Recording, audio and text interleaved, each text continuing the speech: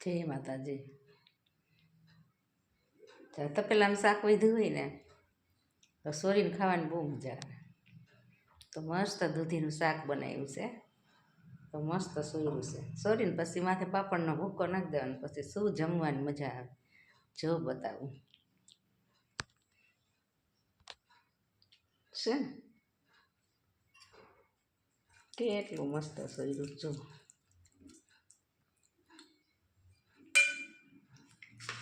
હવે છે ને આ પાપડમાં ભૂક્કો નાખી દેવો મસ્ત.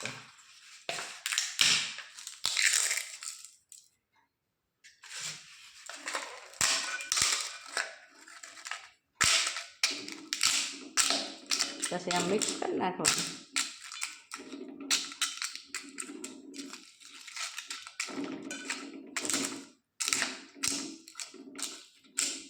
છે ને તો નજીકથી દેખાય એટલી ખાવાની મજા આવે.